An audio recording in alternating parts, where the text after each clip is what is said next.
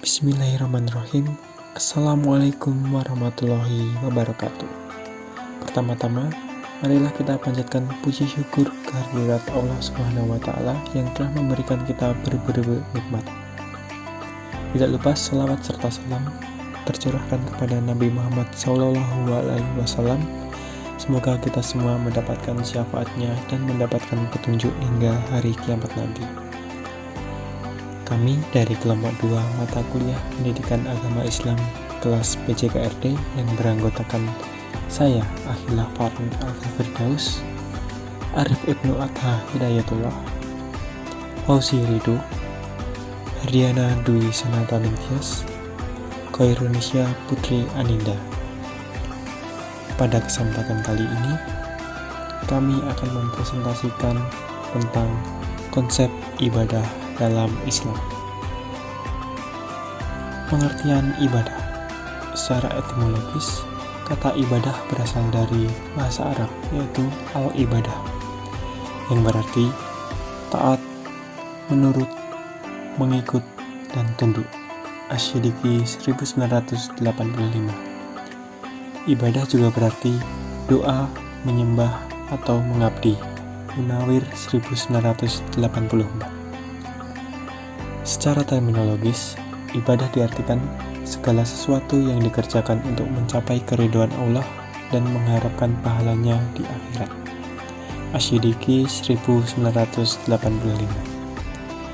Dari makna ini, jelaslah bahwa ibadah mencakup semua aktivitas manusia, baik perkataan maupun perbuatan yang didasari dengan niat ikhlas untuk mencapai keridhaan Allah dan mendapatkan pahala di akhirat kelak.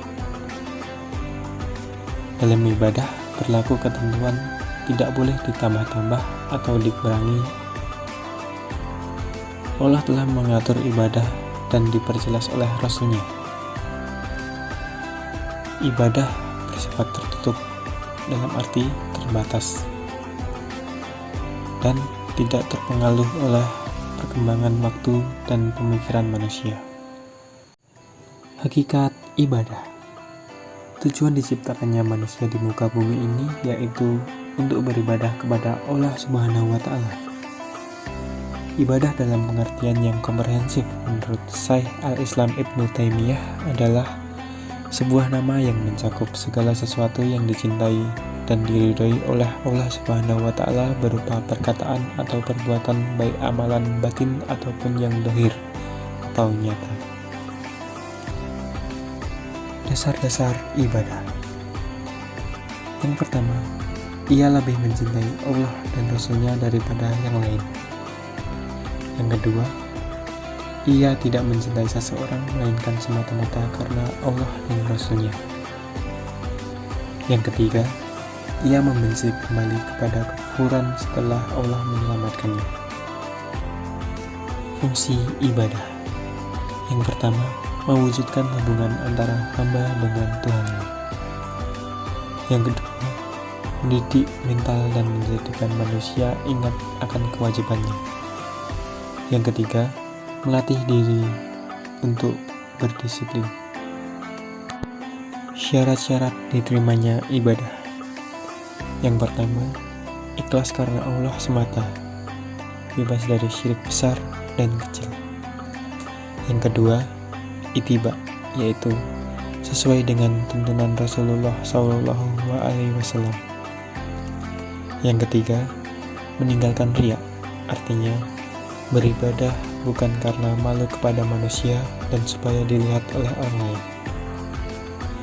Yang keempat, bermuraqabah, artinya yakin bahwa Allah itu melihat dan selalu ada di samping kita sehingga kita bersikap sopan kepadanya.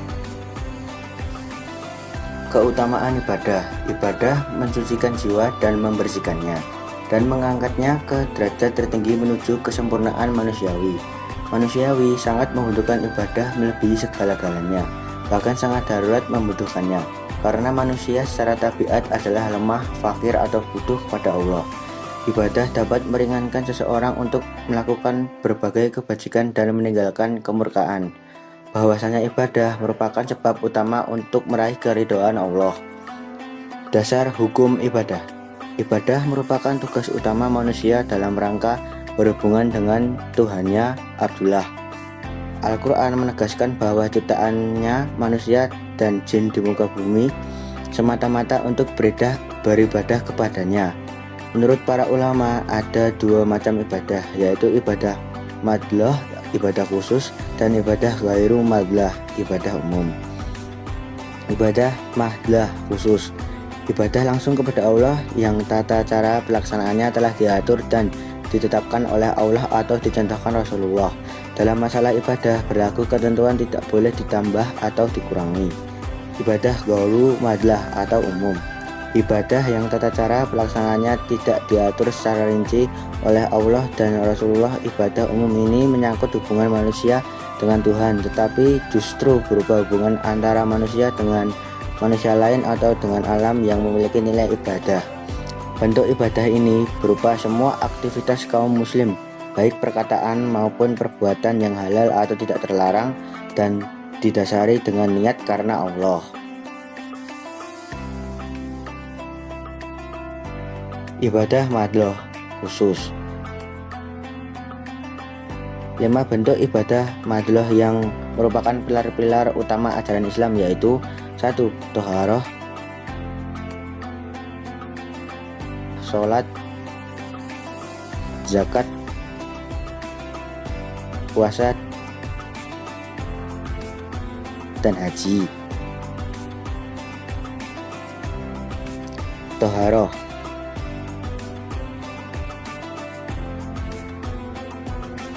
Thaharah.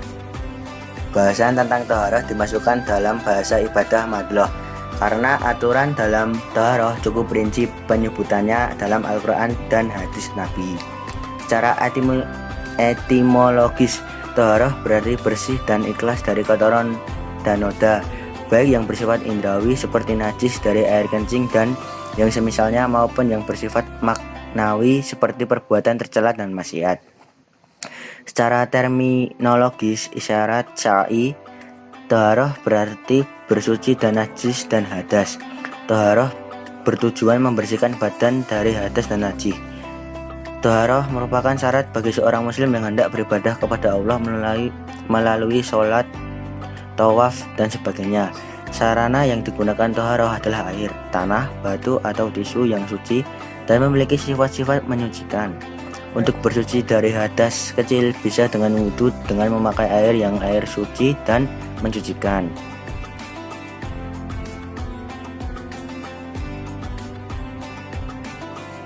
Ada dua macam, yaitu bersuci dari najis dan bersuci dari hadas. Yang termasuk benda najis adalah bangkai, darah, daging babi, muntah, kencing, dan kotoran manusia atau binatang.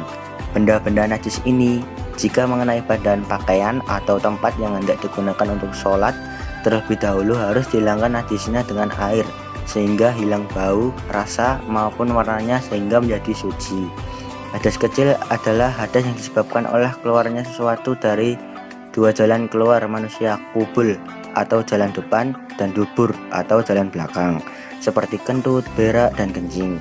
Hilang akal, bersentuhan antara laki-laki dan perempuan yang bukan muhrim, dan menyentuh kemaluan manusia dengan telapak tangan. Sedang hadas besar adalah hadas yang disebabkan karena melakukan senggama, keluar air mani setelah bersih dari haid atau nifas, serta sehabis melahirkan. Sholat.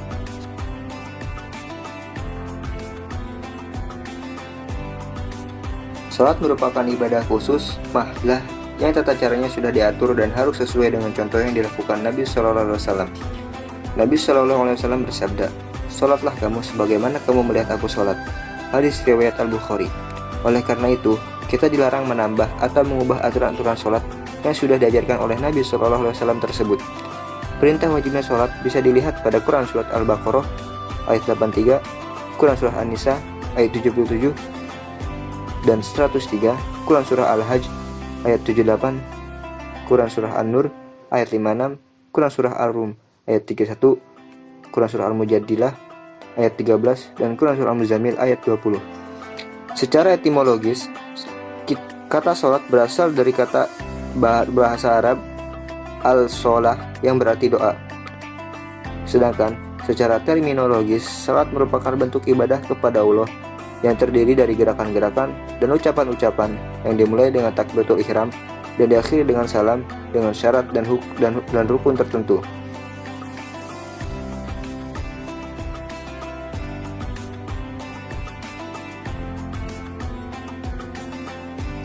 Di samping sholat 5 waktu, setiap muslim juga diwajibkan melakukan sholat Jumat, yaitu sholat berjamaah yang dilakukan pada waktu zuhur pada hari Jumat dengan 2 rakaat yang didahului oleh khutbah 2 kali. Sholat Jumat ini hanya diwajibkan bagi muslim laki-laki yang tidak sedang bepergian. Selain sholat wajib, terdapat pula sholat-sholat sunnah seperti sholat rawatib yang mengiringi sholat wajib, sholat duha, sholat tahajud, sholat tarawih, sholat witir, dan sholat idoin atau sholat 2 hari raya, yaitu Idul Fitri dan Idul Adha. Sholat sunnah dianjurkan untuk lebih mendekatkan diri seorang muslim kepada Allah Subhanahu wa taala dan untuk menambah amalan dalam beribadah. Zakat.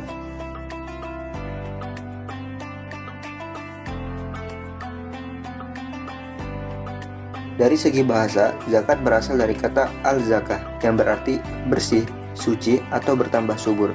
Sedang dari segi istilah, zakat berarti kadar harta tertentu yang diberikan kepada yang berhak menerimanya dengan syarat dan ketentuan tertentu. Mengeluarkan zakat hukumnya wajib bagi seorang muslim yang memiliki harta yang telah mencapai nisab.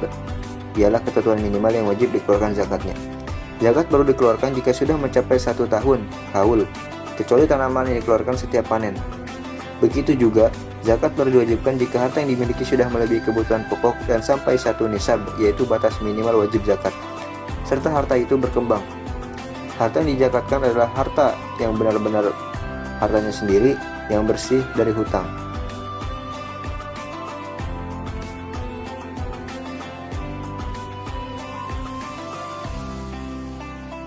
Ada 2 macam zakat yang diwajibkan kepada seorang muslim, yaitu zakat mal. Zakat mal adalah zakat harta yang tujuannya untuk membersihkan harta yang dimiliki seorang muslim dengan ketentuan yang wajib dikeluarkan zakatnya adalah 1. Emas, perak, atau sejenisnya jika mencapai 1 nisab, yaitu 93,6 gram emas atau 624 gram perak dengan ketentuan zakat 2,5%. Kedua, barang dagangan yang nisab dan kadar zakatnya sama dengan emas. 3. Binatang ternak seperti unta, nisabnya 5 ekor dan dikeluarkan seekor kambing umur 2 tahun. Sapi atau kerbau, nisabnya 30 ekor dengan zakat seekor anak sapi atau kerbau umur 2 tahun, dan kambing, nisabnya 40 ekor dengan zakat seekor kambing umur 2 tahun. Yang keempat, tumbuhan atau tanaman dengan ketentuan nisab padi yaitu 1.400 kg dan dikeluarkan zakatnya 5% jika membutuhkan biaya pengairan atau 10% jika dibiarkan begitu saja. 5. Hasil tambang dengan ketentuan yang sama dengan emas. Yang keenam, harta rikas atau temuan dengan kadar zakatnya 20%. Dan ketujuh, zakat profesi yang ukurannya sama seperti zakat emas atau barang dagangan. Zakat yang kedua ialah zakat fitrah. Zakat fitrah ialah zakat untuk jiwa yang tujuannya mensucikan jiwa seorang muslim dengan ketentuan setiap tahun sekali pada waktu sebelum atau menjelaskan pelaksanaan sholat hari raya fitri. Zakat fitrah diwajibkan untuk semua orang Islam yang memiliki harta yang lebih untuk dikonsumsi hari itu dengan kadar kurang lebih 2,5 kg beras dan diberikan utamanya kepada fakir miskin. Orang yang berhak menerima zakat ada 8 golongan atau 8 asnaf, yaitu 1. Fakir, orang yang tidak memiliki harta cukup dan tidak mampu berusaha. Yang kedua, miskin, orang yang mampu berusaha tetapi tidak mencukupi kebutuhan hidupnya. Yang ketiga, amil, yaitu orang yang dipercaya untuk mengurusi zakat. Yang keempat, mu'alaf, orang yang hatinya masih bisa dibujuk sehingga perlu pembinaan untuk memantapkan hatinya ke dalam Islam. Yang kelima, hamba sahaya, yaitu budak yang dijanjikan untuk dimerdekakan. Yang keenam, gharib, yaitu orang yang memiliki atau dililit hutang dan tidak memiliki harta untuk membayarnya. Yang ketujuh, sabilillah, orang yang berjuang di jalan Allah atau lembaga yang digunakan untuk menegakkan agama Allah, agama Islam. Yang kedelapan, Ibnu Sabil, yaitu musafir yang kekurangan bekal dalam suatu perjalanan.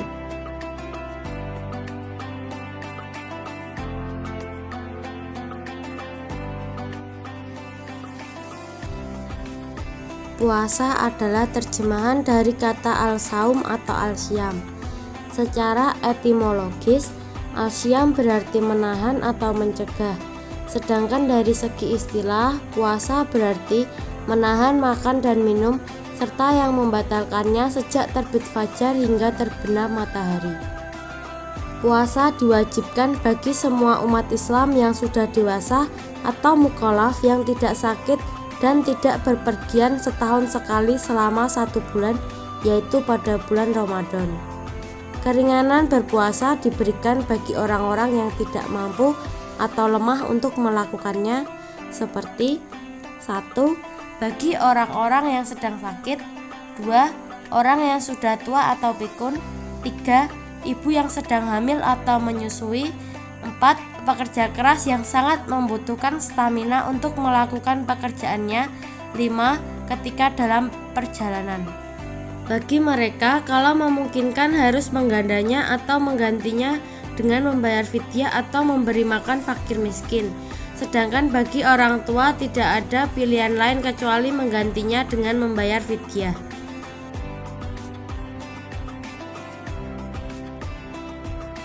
Di samping puasa wajib seperti puasa Ramadan, umat Islam juga dianjurkan melakukan puasa sunat seperti puasa Senin Kamis, puasa hari Arafah yang jatuh pada 9 Zulhijjah, puasa hari Asyura yang jatuh pada 10 Muharram, puasa 6 hari bulan Syawal, puasa 3 hari pertengahan bulan-bulan Komariah, dan yang terakhir puasa Daud, yaitu sehari puasa sehari tidak. Pada hari-hari tertentu puasa diharamkan untuk dilakukan, yaitu pada hari raya baik Idul Fitri maupun Idul Adha dan hari Tasyrik, yaitu tanggal 11, 12, dan 13 bulan Zulhijjah. Puasa juga diharamkan bagi wanita yang sedang haid atau nifas. Puasa juga tidak boleh dilakukan secara terus-menerus tanpa berbuka, atau yang sering disebut dengan puasa wishal. Dan bagi orang yang sedang sakit keras yang membahayakan bagi dirinya jika berpuasa. Haji.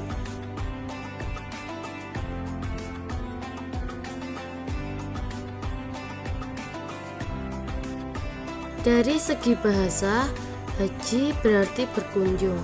Dari segi istilah, haji berarti berkunjung ke Baitullah atau Ka'bah di Makkah untuk melakukan serangkaian ibadah untuk memenuhi panggilan Allah dan mengharap ridhonya. Ibadah haji diwajibkan bagi setiap muslim seumur hidup sekali kalau syarat-syaratnya terpenuhi. Jika seseorang melaksanakan lebih dari sekali, maka yang kedua dan seterusnya terhitung ibadah sunat. Ibadah yang juga menjadi rangkaian dari ibadah haji adalah umroh. Dapat dilihat dalam Quran surat Al-Baqarah ayat 196 dan surat Al-Imran ayat 97. Ibadah haji dilaksanakan pada musim haji, yaitu mulai awal bulan Syawal hingga bulan Zulhijjah. Sedangkan ibadah umroh bisa dilakukan kapanpun. Yang membedakan antara haji dan umroh adalah pelaksanaan wukuf atau berhenti di Arafah pada tanggal 9 Zulhijjah.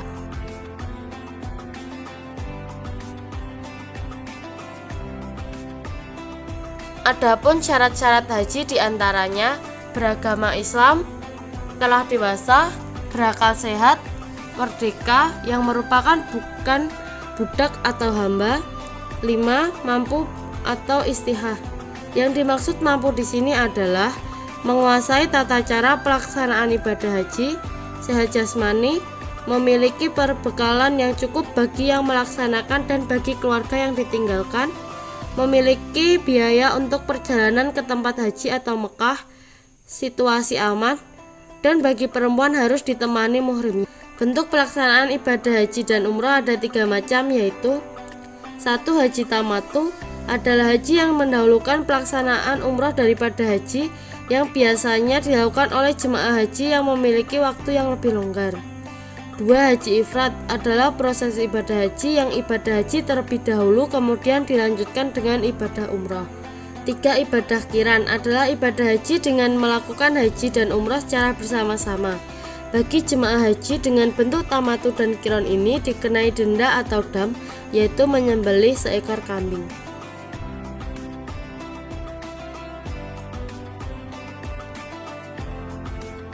Hikmah ibadah dalam pembentukan karakter muslim.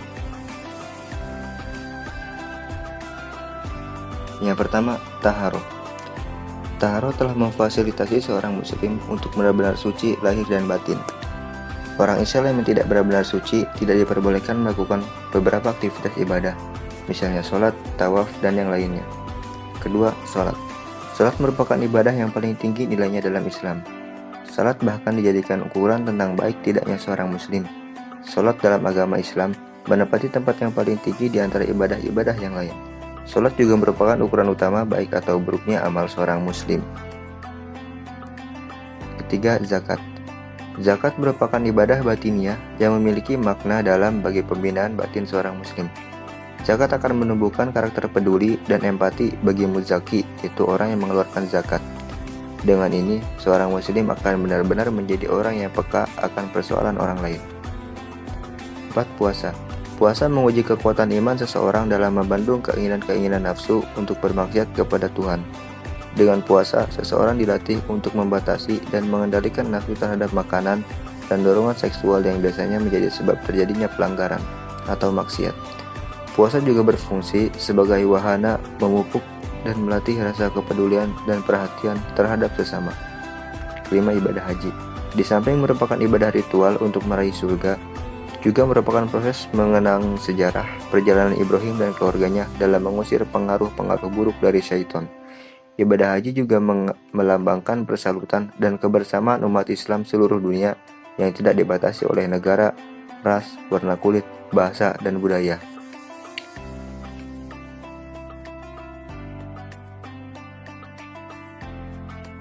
Yang diharapkan. Karakter-karakter yang diharapkan dari pelaksanaan ibadah-ibadah pokok dalam Islam yaitu 1. Ketaatan, 2. Kebersihan, 3. Keikhlasan, 4. Kesabaran, 5. Ketangguhan, 6. Kesederhanaan, 7. Empati dan simpati, 8. Kepedulian, 9. Kedisiplinan, 10. Kejujuran.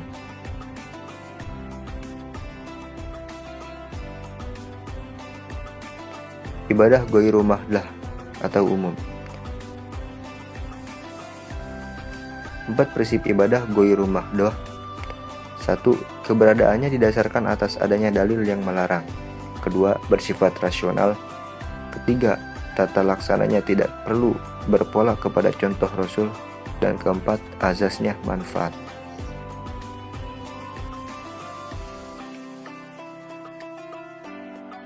Ibadah atau amalan dalam ibadah ghairu mahdah memiliki banyak sekali contoh. Salah satu contoh yang sederhana yaitu aktivitas makan.